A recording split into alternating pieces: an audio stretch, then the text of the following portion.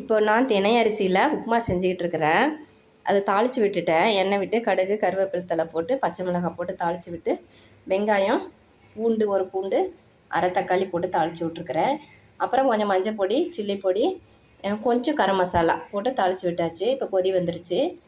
இந்த தினை அரிசி வந்து ஒரு 1/2 அன் ஹவருக்கு முன்னாடி ஊற வச்சாச்சு. இப்போ இதை நல்லா வாஷ் பண்ணி எடுத்துகிட்டு வந்துடுறேன்.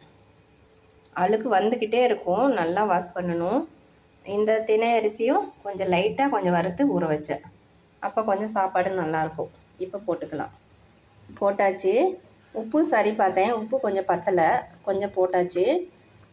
தண்ணி கொஞ்சம் அதிகமாக தான் வைக்கணும். ஒன்றுக்கு ஒரு பங்கு அரிசிக்கு 4 பங்கு தண்ணி வைக்கணும்.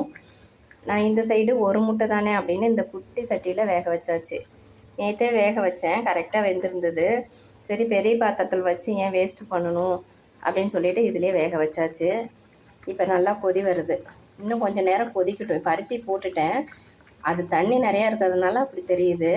இன்னும் கொஞ்சம் வெந்து வரட்டுன்னு மூடி போட்டுக்கலாம். அரை தக்காளி தான் போட்டேன். ரொம்ப தக்காளி போட்டாலும் ரொம்ப புளிப்பு மாதிரி வந்துடும். இது வந்து இந்த ரெசிபி வந்து புன்னகை பயணம்ல தான் அவங்க செஞ்சுருந்தாங்க. அவங்க கோதுமையில் செஞ்சுருந்தாங்க. நான் ஃபோன் பண்ணிலாம் பேசுவேன், கேட்க கூட இல்லை, நல்லா இருந்துச்சுங்களான்னு கேட்க கூட இல்லை.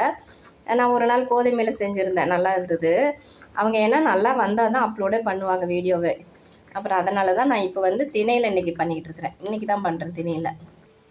டிவியில் காமெடி ஓடிக்கிட்டு இருக்குது. பிக் பாஸ் இல்லாததுனால என்ன பார்க்குறதுனே தெரியல. சனி ஞாயிறு குக்கு வித்து கோமாளி பார்ப்பேன். இப்போ என்ன பார்க்குறதுனே தெரியல. பிக் பாஸ் வந்தால் தான். இப்போ காமெடி தான் ஓடிக்கிட்டே இருக்குது. மத்தியானம் துணி துவைச்சி போட்டு ஒரு லைட்டாக மழை வந்து நனைஞ்சிருச்சு. அதனால் எல்லாம் சேர் மேலே காய போட்டிருக்கிறேன். இன்னும் கொஞ்சம் காய போடாமல் இருக்குது. அப்புறம் இனிமேல் தான் காய போடணும் சாப்பிட்டுட்டு.